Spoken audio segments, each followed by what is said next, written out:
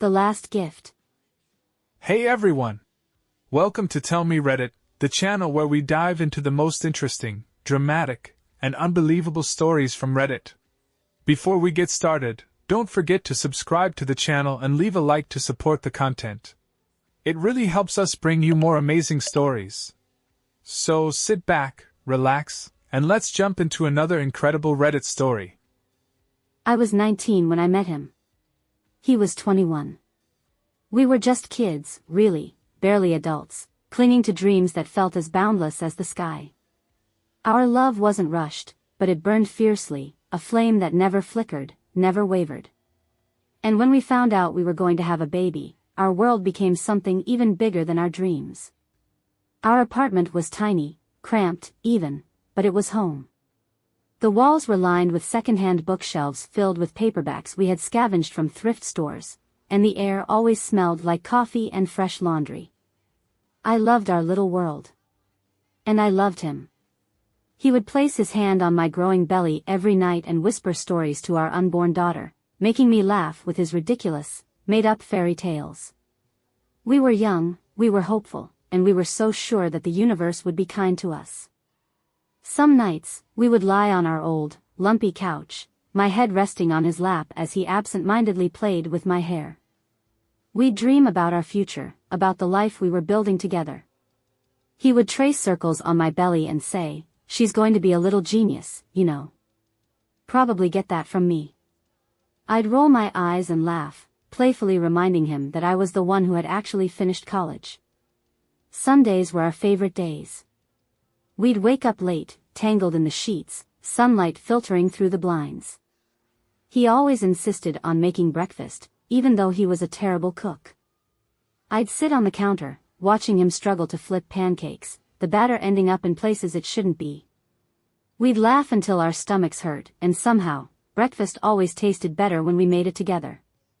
There were little moments, too, the kind that didn't seem big at the time but meant everything in hindsight. The way he'd hum to himself while brushing his teeth, or how he'd always leave a sticky note on the fridge reminding me to drink enough water. The way he'd wrap his arms around me from behind when I was doing the dishes, resting his chin on my shoulder. The way his eyes lit up whenever we talked about baby names.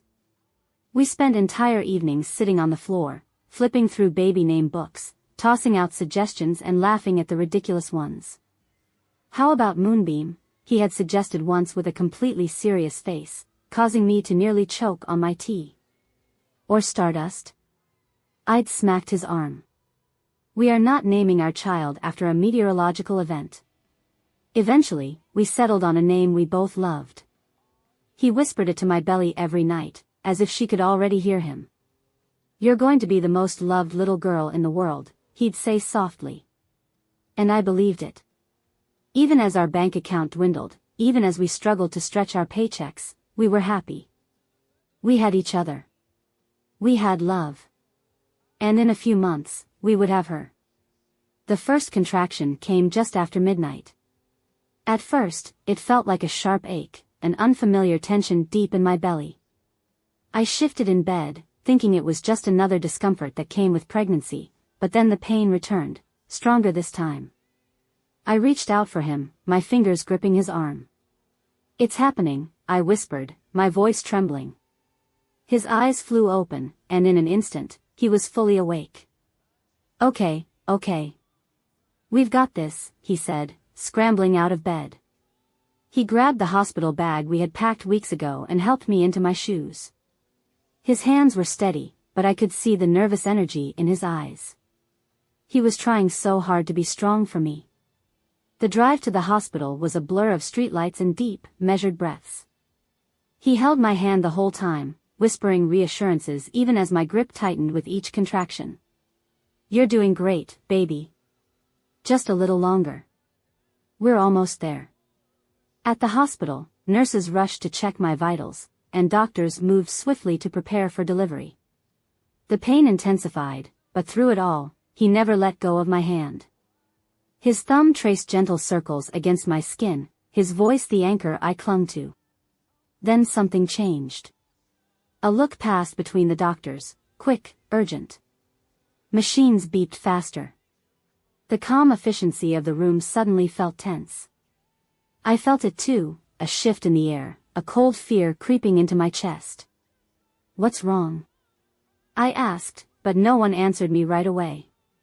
One doctor turned to him, his voice measured but firm. "Sir, we need you to step outside." "No. I'm staying with her," he said, his grip tightening around my fingers. "Please," I whispered. "Stay." But then everything became a blur of voices, flashing lights, and movement. I felt my strength slipping away, the pain fading into something distant. My body felt too heavy, too light, all at once. I turned my head to look at him one last time. He was calling my name, his voice desperate, but I couldn't hold on anymore. The last thing I saw was his face, fear in his eyes, love in his touch. And then, darkness. "We lost her." The words shattered the air like glass. He blinked, his mind refusing to make sense of them. The doctor stood before him, hands clasped, face solemn, but none of it felt real. It couldn't be real. This wasn't how the night was supposed to end. She was supposed to be here. She was supposed to be lying in that hospital bed, exhausted but smiling, holding their daughter for the first time. "No," he croaked, shaking his head. "No, you're wrong. Check again. Please." The doctor's expression didn't change. "I'm so sorry. We did everything we could." The world tilted. He felt sick, lightheaded, like he was falling through the floor. The voices around him became muffled, distant, swallowed by the roaring in his ears. He barely registered when a nurse gently touched his arm, pressing something small and fragile into his hands. His daughter. She was wrapped in a soft pink blanket, her tiny face scrunched up, her lips trembling as she whimpered. So small. So helpless. He couldn't move. He couldn't breathe. He had been waiting for this moment for months, dreaming of the first time he would hold her, of the joy he would feel. But now, with her in his arms, all he felt was a crushing emptiness. His chest ached with the weight of it. He looked at her, but all he could see was the woman who should have been here, who should have been holding her instead. A nurse spoke, but he barely heard her. Something about options. Something about how hard it could be to raise a child alone. A small white card was slipped into his fingers. "If you're unsure, there are places that can help." His fingers curled around the card, gripping it tightly. He didn't look at it. He didn't say anything. He just stood there, his newborn daughter in his arms, the void inside him growing wider, darker, deeper. It rained on the day they buried me. A slow, steady drizzle, the kind that seeped into the ground and made everything feel colder. I stood at the edge of my own grave, watching them lower the casket, my casket, into the earth. It should have been terrifying, surreal, but instead, all I felt was an aching sadness that I could not explain, could not escape. He was there. My husband. My love.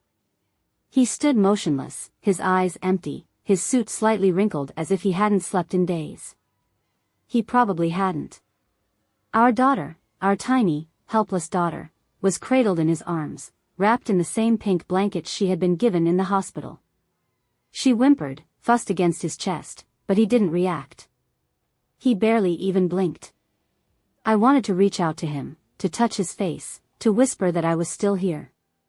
But my hands, my voice, everything I had ever been, was now just a shadow in the wind.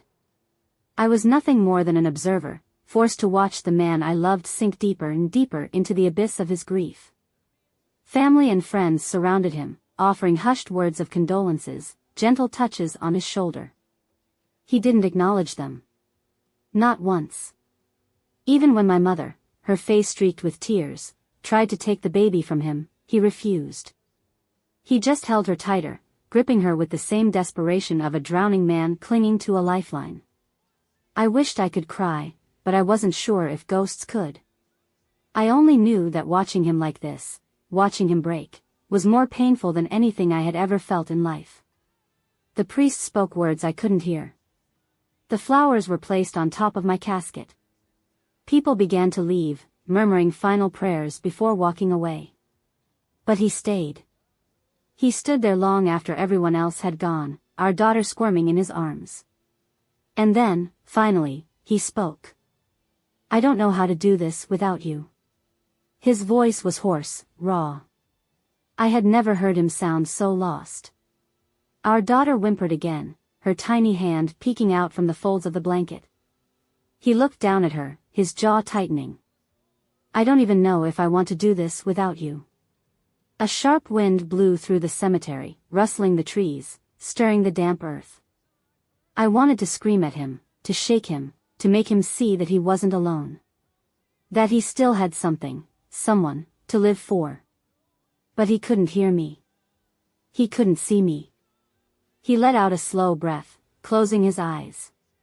His fingers twitched at his side, and for a moment, I thought he was going to drop the business card he had been given at the hospital.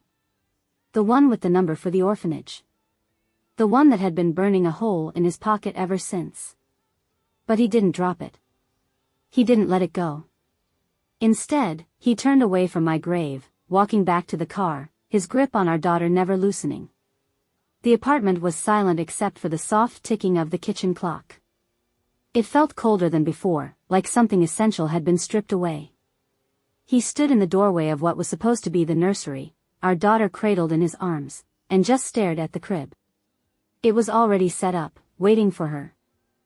I had put it together myself, laughing as he fumbled with the instructions, pretending to be completely useless just to make me giggle. Now, there was no laughter. No warmth. Just an unbearable weight pressing down on him. The baby stirred against his chest, letting out a tiny whimper. He winced, shifting his arms awkwardly, as if she were a foreign object rather than his own flesh and blood. He had barely looked at her since we left the hospital. I watched from the shadows, wanting so badly to comfort him, to remind him that he wasn't alone. But I was just a ghost in his world now, nothing more than a whisper lost in the air. He exhaled sharply and moved to the living room, sinking onto the couch. He didn't put her in the crib. He couldn't. Instead, he laid her down beside him on the couch, wrapping a blanket around her tiny form before burying his face in his hands. His shoulders shook, and for the first time since I died, I saw him break. "I don't know how to do this," he whispered to no one. "I can't do this." I wanted to tell him that he could. That he had to. That she needed him. But my words were trapped in the space between worlds, never to be heard. The hours passed slowly. The baby cried, and he picked her up, bouncing her gently, awkwardly, like he was terrified he might break her. She cried again, and again, until exhaustion claimed both of them. He fell asleep sitting up, her tiny body curled against his chest, the blanket tangled between them. I stood over them, watching. Protecting. Loving. The small white business card sat on the coffee table, the words staring back at him in the dim light. Adoption services, a new beginning. He hadn't thrown it away. Not yet. The alarm buzzed at 5 a.m., sharp and relentless. He barely reacted. It wasn't like he had been sleeping anyway. The baby had cried for most of the night. He had paced the small apartment, bouncing her in his arms, shushing her, whispering words of comfort that felt foreign coming from his lips. She was so small, so fragile, and yet she demanded so much. It was like she knew something was missing, like she could feel the absence of the mother she would never meet. Now, as the weak morning light crept through the blinds, he sat on the edge of the bed, the weight of exhaustion pressing down on him. His daughter lay in the makeshift crib beside him. He had finally put her in it, though it felt more like an obligation than an act of love. She had finally fallen asleep an hour ago, her tiny chest rising and falling with soft, rhythmic breaths. He ran a hand over his face, feeling the roughness of unshaven skin, the dull throb behind his eyes. Work. He had to go to work. Even though his world had stopped, the rest of the world had kept moving. The rent was still due. The bills were still piling up. The baby still needed formula, diapers, clothes.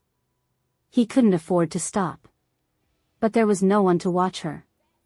No family close by. No friends who could drop everything to help. Just him. And so, for lack of a better option, he did the only thing he could think of, he brought her with him. The construction site was no place for a baby. He knew it. His boss knew it. His co-workers knew it. The moment he walked onto the site, the baby strapped to his chest in a sling he had no idea how to use properly, the reactions were immediate. Some of the guys tried to hide their laughter, nudging each other and making jokes about the young widower daycare. Others just stared, their expressions ranging from pity to disapproval. His boss was less amused. "Are you serious?" the older man barked, pulling him aside the moment he spotted the infant. "What the hell are you thinking, bringing a baby here?" "I didn't have a choice," he muttered, adjusting the strap as his daughter stirred. "I can't leave her alone." His boss exhaled sharply, rubbing a hand over his forehead. "Look, I get it. You're in a tough spot. But this isn't gonna work. I just need a few days," he pleaded. "Just until I figure something out." The older man hesitated, then sighed. "Fine. But you stay in the office today.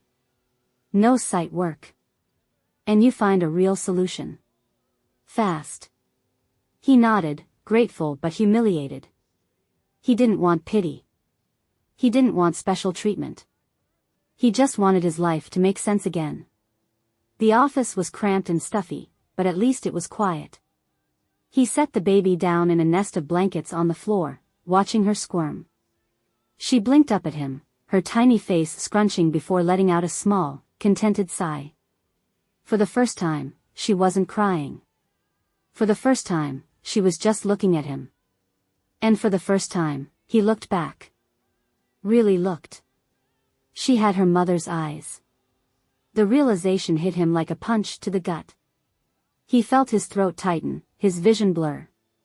He turned away, gripping the edge of the desk, swallowing back the grief that threatened to swallow him whole.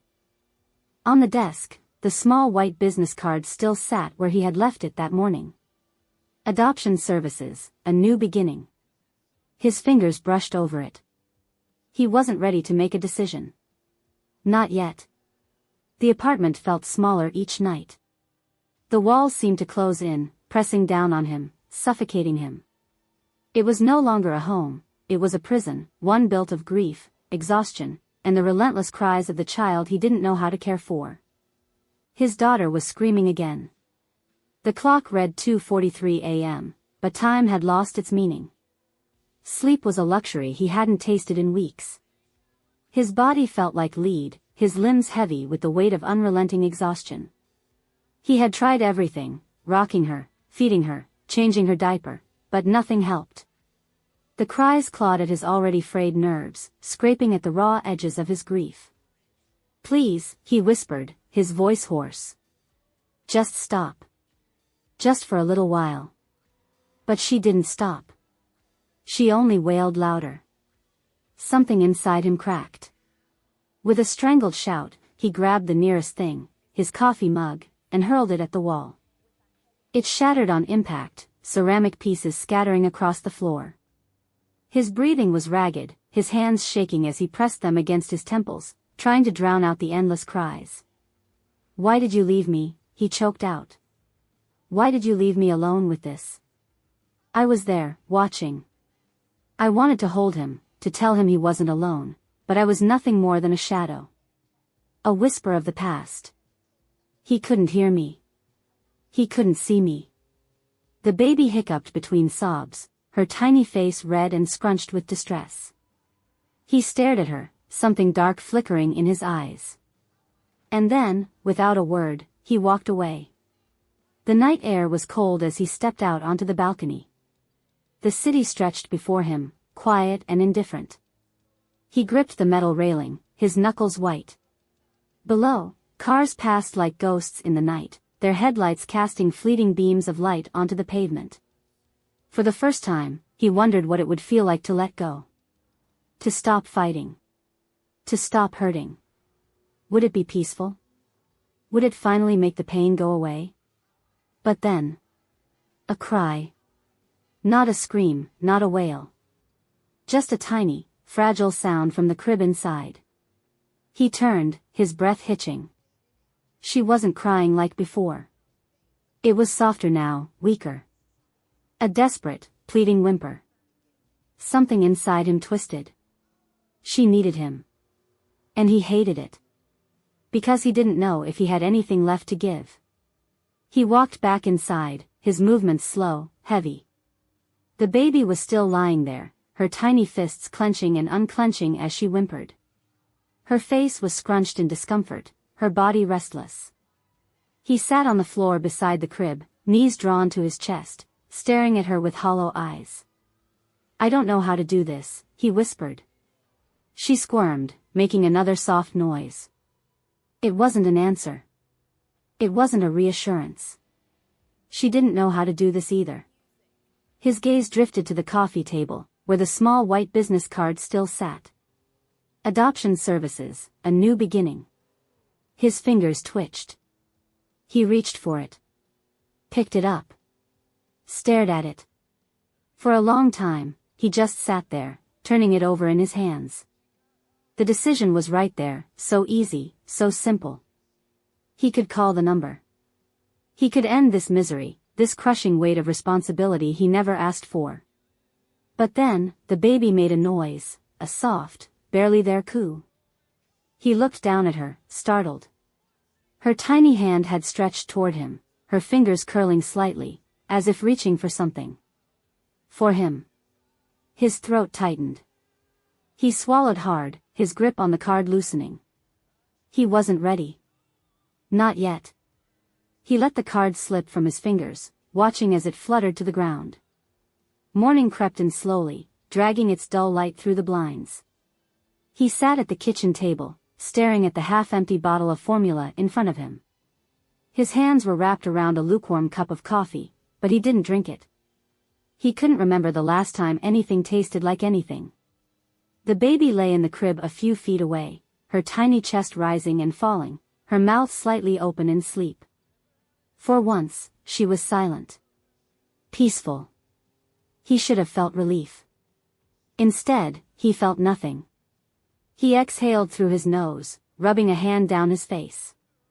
The exhaustion had settled deep into his bones, dragging at him with every movement. His thoughts were sluggish, heavy. He wasn't built for this. He never wanted this. She wasn't supposed to be his burden alone. The orphanage business card sat on the table beside his coffee cup. The edges were slightly curled from where he had picked it up and put it back down a dozen times over the past few days. The number printed on the front taunted him. He had thought about it. More than once. It wasn't that he hated her. He just didn't know how to love her. Didn't know if he could. She was a stranger. A stranger who had taken everything from him. That afternoon, he took her outside for the first time. The air was crisp, carrying the scent of autumn and distant traffic. He didn't know why he was doing it. Maybe he thought fresh air would make a difference. Maybe he just needed to get away from the walls that felt like they were closing in on him. She blinked against the weak sunlight, her tiny fingers curling around nothing. He watched her, expression unreadable. It was the first time he had really looked at her in days. She had her mother's eyes. That realization should have softened something in him, should have cracked through the ice. But instead, it made him angry. Furious. He clenched his jaw, looking away. His wife should have been here.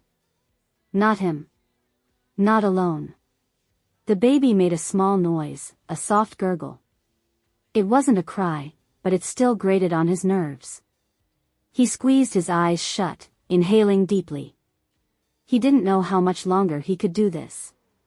That night, as he sat on the couch, his daughter lay in his arms, fussing. He bounced her slightly, barely paying attention. He was numb. Hollow. His gaze flickered to the business card again. One phone call. That was all it would take. She would go to a good home. A family that wanted her. A mother and father who were ready for her, who would love her the way she deserved to be loved.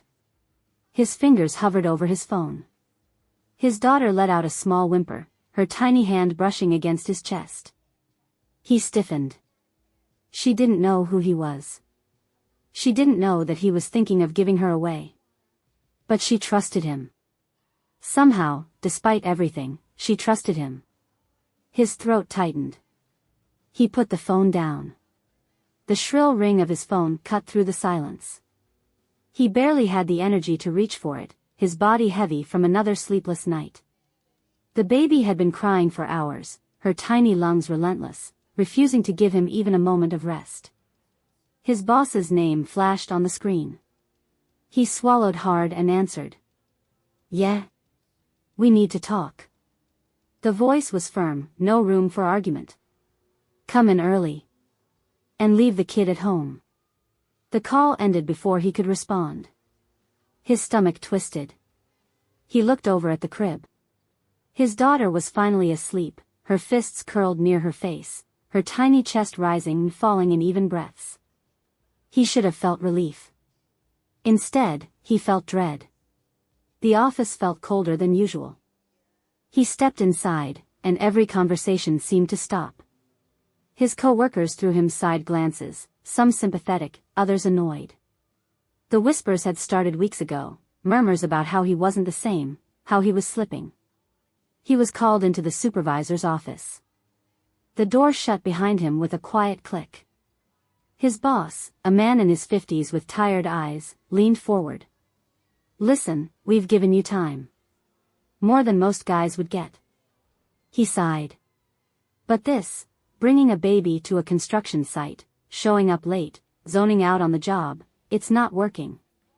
"I know," he muttered, rubbing his temple. His head pounded.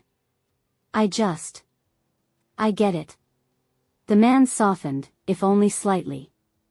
"I know you're going through hell. But we can't afford mistakes here. You need to get your life in order. Find someone to watch the kid. Because if this keeps up, I can't keep you on." His stomach dropped. He barely managed to nod before leaving the office. That night, the apartment was suffocating.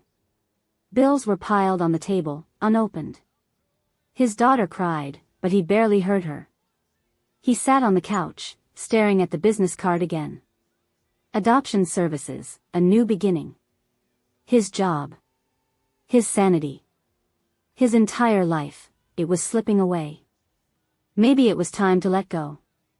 The rain had started somewhere along the drive. It tapped against the windshield in soft, rhythmic beats, almost drowning out the sound of his own heartbeat. Almost. The orphanage wasn't far. 15 minutes from the apartment, maybe less. He had driven past it before, never thinking much about it, never believing he'd have a reason to stop.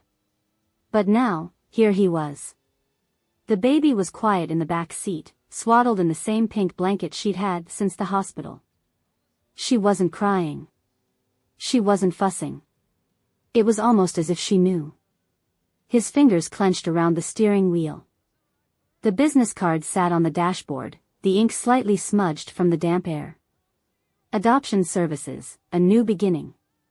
A new beginning. For her. For him. Wasn't this the right choice? She deserved more. A mother and father who were ready. People who would love her the way she deserved. Not a broken man who could barely keep his head above water. His chest ached. He shut his eyes for a moment, pressing his forehead against the steering wheel. He was so damn tired. He just wanted it all to stop. The exhaustion. The fear. The crushing, unbearable weight of loss. He forced himself to sit up. One last deep breath. Then he opened the car door. The orphanage was a modest building, white walls, a simple blue sign above the entrance. St. Mary's Children's Home. The kind of place that looked warm and welcoming, but he knew better. No child dreamed of ending up here. He stood outside for a long time, staring at the door. The rain soaked through his jacket, but he didn't move. He should go inside. All he had to do was walk in, sign some papers, and she would have a new home. A better life. His hands shook. He glanced down at the baby in his arms. She blinked up at him, wide-eyed, innocent. She didn't know. Or maybe she did. Maybe that's why she reached out, tiny fingers brushing against his chest, gripping the fabric of his soaked jacket like she belonged there. His throat tightened. He swallowed hard, blinking against the rain. He should let go. But he couldn't move. He couldn't move.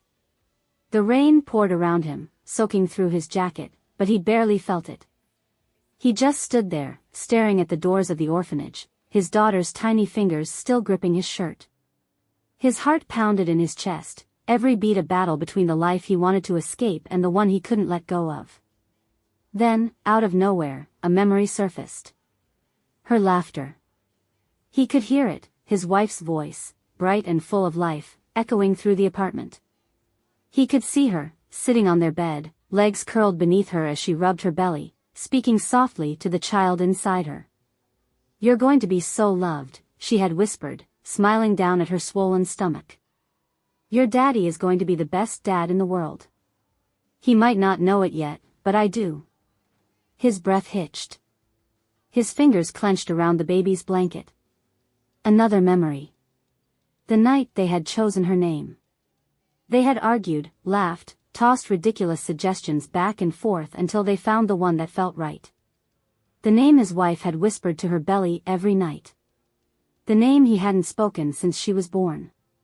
He looked down at his daughter now, rain dripping from his hair onto her soft pink blanket. "Emma," he whispered hoarsely.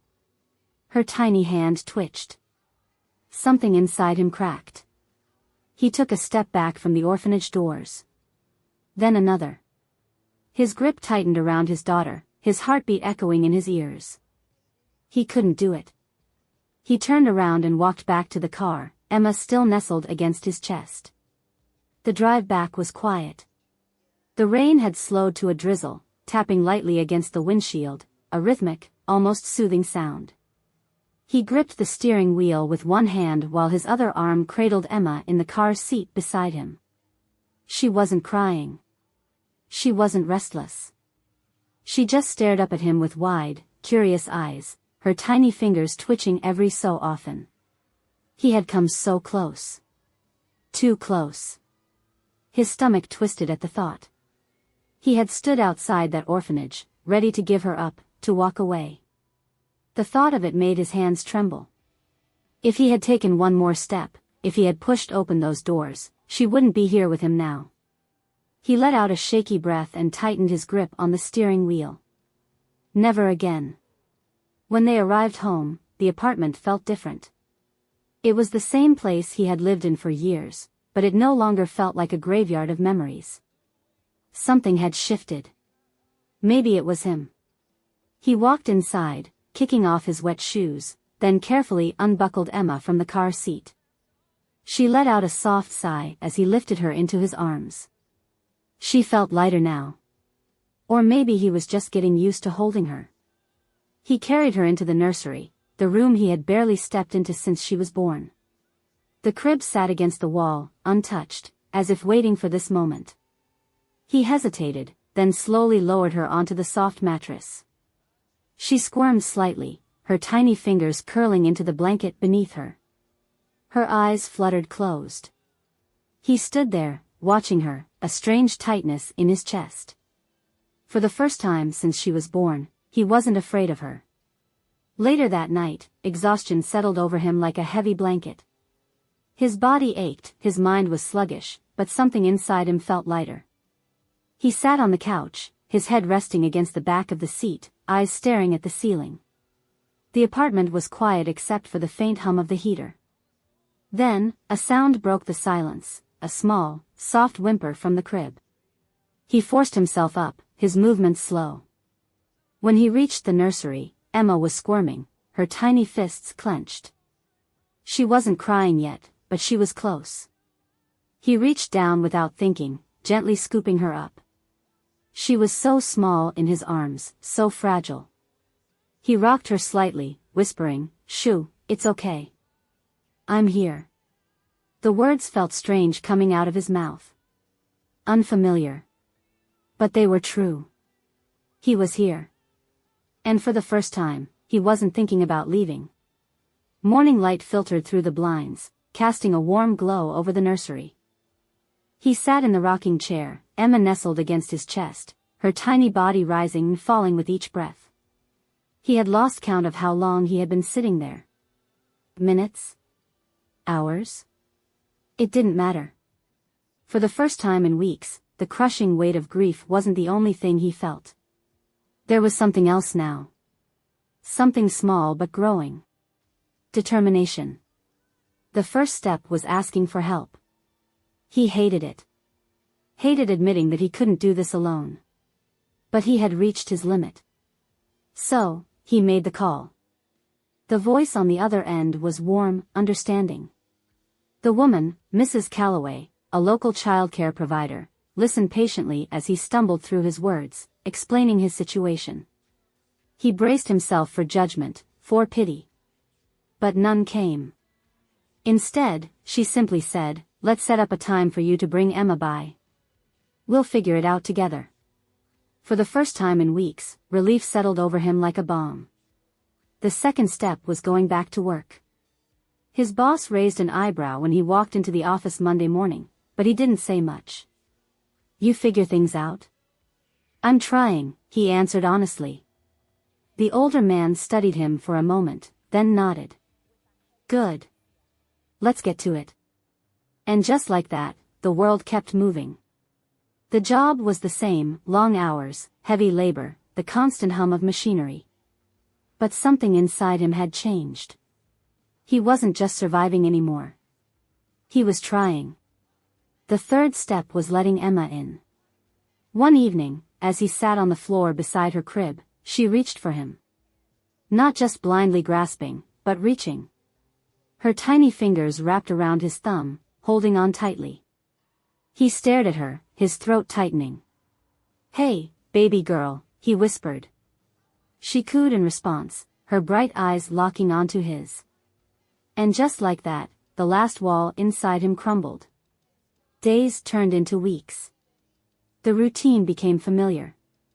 He dropped Emma off at Mrs. Calloway's in the mornings, went to work, and picked her up in the evenings. The exhaustion never truly faded, but it changed, became something manageable. There were still hard days. Days where grief punched him in the gut without warning. Days where he still reached for the phone, forgetting for a second that he couldn't call his wife. But there were good days, too. The first time Emma laughed, it caught him completely off guard. One second she was staring at him, and the next she let out a high-pitched giggle, her tiny face lighting up with joy. He froze, then found himself laughing too, the sound foreign but real. Something inside him shifted again. Maybe, just maybe, they were going to be okay. The night was quiet. The kind of quiet he had once hated, the kind that made the apartment feel hollow, like something was missing. But now, it didn't feel empty. It felt peaceful. Emma was asleep in his arms, her tiny fingers curled into the fabric of his shirt. He sat in the rocking chair, gently swaying back and forth, his gaze drifting to the framed photograph on the nightstand. It was the last picture they had taken together, his wife, glowing with life, her hands resting on her pregnant belly, laughter in her eyes. He exhaled, his chest tightening, but for the first time in a long time, it wasn't unbearable. The grief was still there, but it had softened, no longer an all-consuming void but something quieter, something he could carry. "She's okay," he whispered, his lips barely moving. "We're okay." For weeks, months, he had felt her presence lingering, watching, unable to move on. He had spoken to the silence, hoping she could hear him, hoping she could still reach him somehow. But tonight, the air felt different. Lighter. He wasn't alone anymore. And neither was Emma. Morning came, golden light spilling through the blinds. He moved through their routine effortlessly, changing Emma's diaper, feeding her, getting her dressed. He had never imagined himself doing these things, but now they felt second nature, like he had been meant to do this all along. As he packed her bag for daycare, he caught sight of the small white business card still sitting on the counter. Adoption Services, a new beginning. It had been there for months. A reminder of the choice he had almost made. The choice he had nearly given in to. He picked it up, holding it between his fingers, studying the words one last time. Then, without hesitation, he tore it in half. Then again. And again. The pieces fluttered into the trash. He turned to Emma, who was watching him with wide, curious eyes.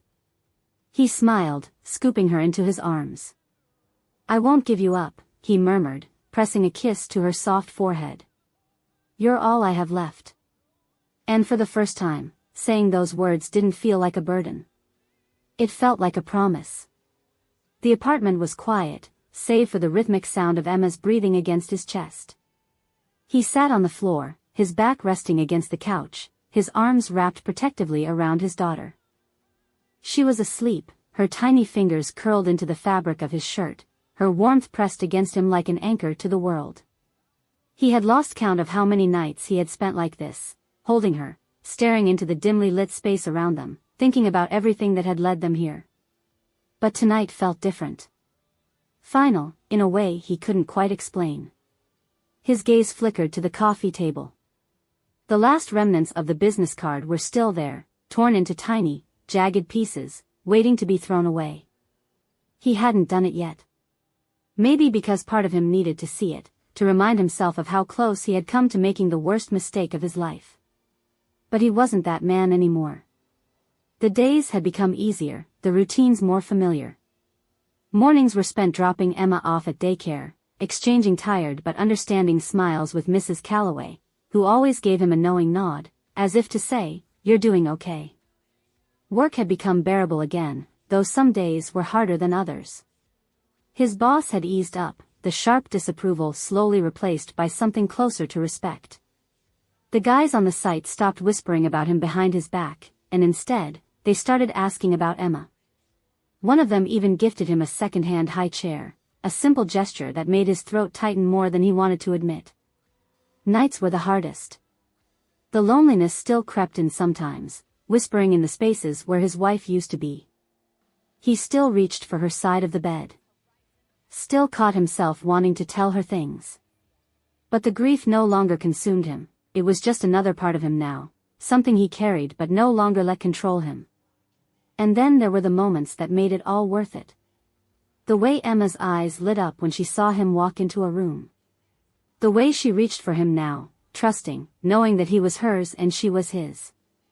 The way her laughter filled the silence, bright and pure, like a song that had been waiting to be sung. She was his reason now. His purpose. His last link to the woman he had loved with everything in him. One night, as he rocked her to sleep, he whispered the words he had been too afraid to say before. "I love you, Emma." She stirred slightly, her tiny face nuzzling into his chest, completely unaware of the weight of those words. But he felt it. It was real. It was everything.